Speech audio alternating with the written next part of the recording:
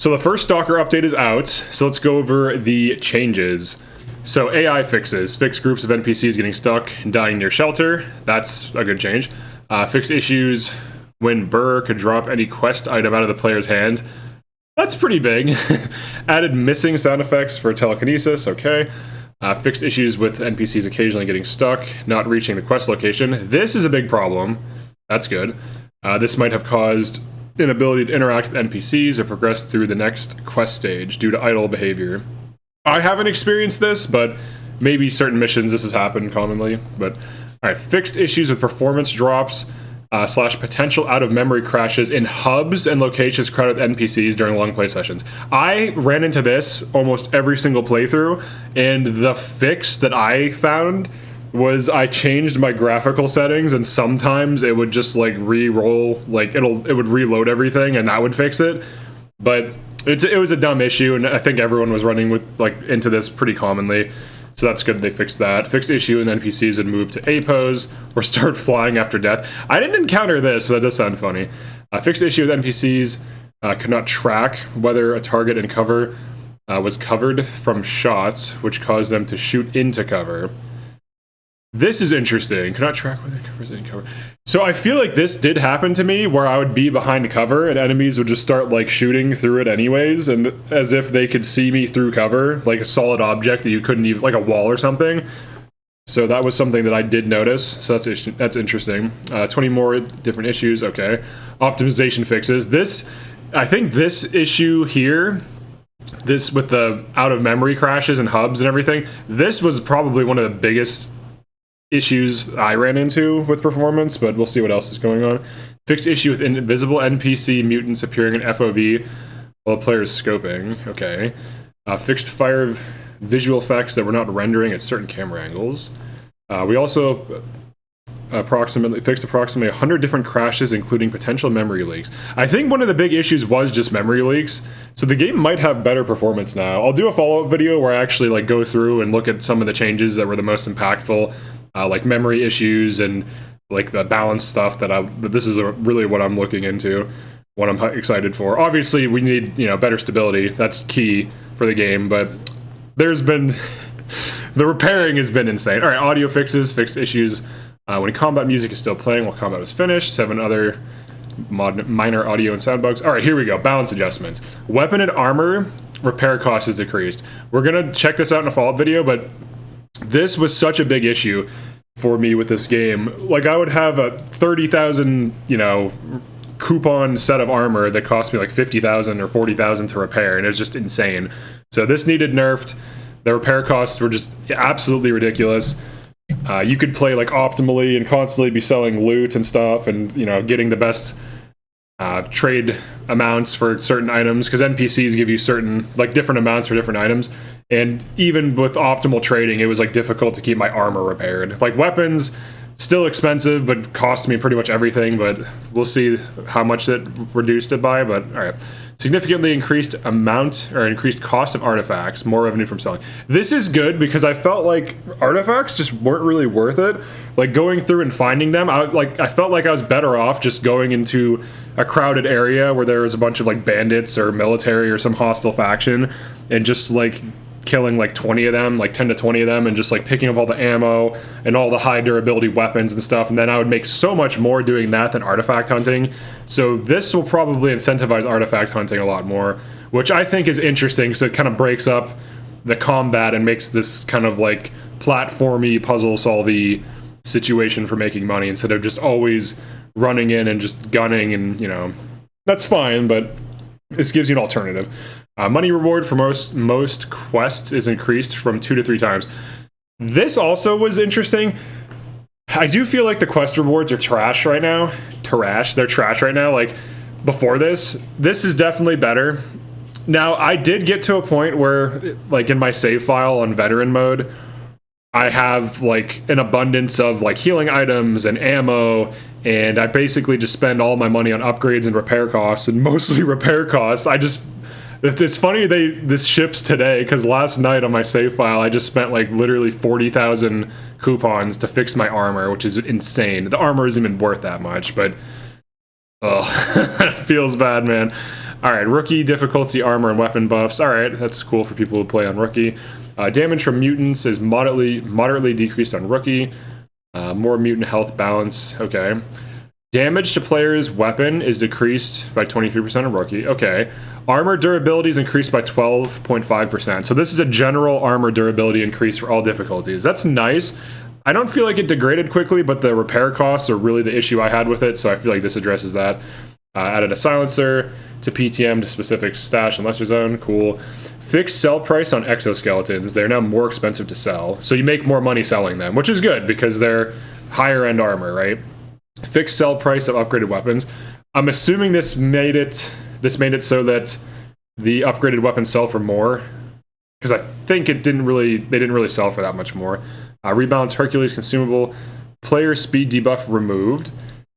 Increase the effect parameters. Now more weight could be carried. Oh, okay, that's cool. So you can pack mule some more items.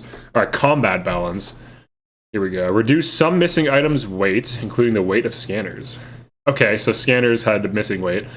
Slightly rebalance bloodsucker's damage. So I'm assuming that's a nerf.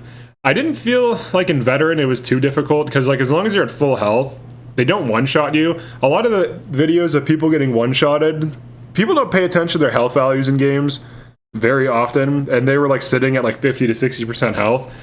So like I didn't get one-shotted by a bloodsucker once on veteran because I'm always at full health. But I did notice that like other people like while they're playing probably did. But they're pretty easy to avoid too, honestly. They're hard to kill because they move around a lot and they tank, but alright. Decrease bloodsucker's strike protection rank. More damage from guns. Okay, so bloodsuckers are easier to kill now. And they do, I'm assuming they deal less damage. Reduced bloodsuckers' HP. Now, one thing, I think a fair criticism of bloodsuckers is that very early on, you are forced to fight one as like one of the first enemies, which is really weird. Because usually, like in Stalker 1, you would encounter bloodsuckers after you were already kind of geared up and had good armor and all this stuff. So it's weird that they force you to fight one right away. Now, it's not that difficult of a fight. But I mean, in terms of like pacing the enemy progression, I think it just feels weird. But whatever. Alright, reduce bloodsucker's HP regeneration outside the combat. So outside of combat. So I'm guessing they regen HP relatively quickly. Controller HP moderately reduced. Per HP. So a lot of HP reductions on a lot of these mutants. Interesting. I will say this. In Stalker 1, and like, you know, Clear Sky and Call of Pripyat and everything, what you could do, you could loot like dogs and, you know, all the different mutants and everything. And sometimes they would have like items that were worth like 700 to like 1,000 rubles on them.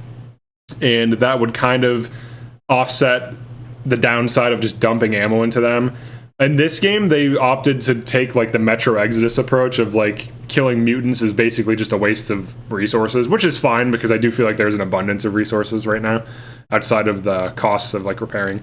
Damage to boar from headshots changed to 100% of body damage? Oh, what does that mean? Damage to boar? Hold on. Oh, maybe because they reduced the HP? Does that mean headshots don't do much? Damage to boar from shots to limbs is increased. Damage to flesh from the shots to limbs is increased. So this they take more damage to the limbs. Change to 100% of body. I don't know what that means. I don't know if that's removing your ability to headshot. Significantly increased weapon melee distance. That's good.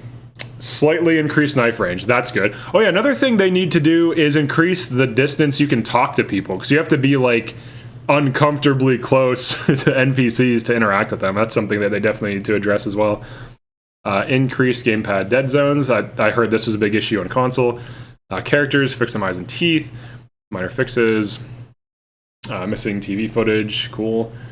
Let's see. Interactable objects. Maybe they address it here. Fix some other issues and settings. Fix physical issues with destructible and movable objects, including those floating in the air. Cool. Fix interaction prompt. Okay. So, well, that's interactable objects. Numerous quest blockers. Missing interaction. Objectives. Multiple issues. These are just specific quest things. I won't go into these. Let's see. Open world experience. Here we go. Fix stretch or missing limbs on humanoid corpses. Okay. Missing fast travel routes. Okay. Loudspeakers. Adjusted hostile NPC behavior. Okay. So that's like very specific thing. Player guidance, gear, and weapons. Fix a bug that allows to sell items at trader for more money than actually cost. Fixed inputs, blocking issues with PDA. Let's see. Resolved issues with grenade type selection. HUD stuff. Voiceover. World. Here we go. Fixed flickering textures, various locations. Okay. Resolved movement issues, including getting stuck. Okay. Corrected artifact spawn points. Right on. The work in the game in future patches continues. Working on fixing the A-Life bugs, which will be addressed in future patches. All right, cool. So this overall, this is a really good, quick patch. They addressed a lot of things, which is pretty huge. So I can imagine future patches will probably, you know, address other things. I do kind of like the balancing on bloodsuckers. Because you encountered, like, they're one of the early enemies, so it's now weird. I feel like they could have variants. They could have, like, a basic bloodsucker and maybe, like, a slightly larger one with, like, different features or, like, different textures, so, like, looks different. Like, maybe, like, a glowing bloodsucker or something, like how they do in Fallout. So you can have, like, an alternate that's, like, more endgame if they want to have them be a threat in endgame. That would be fine.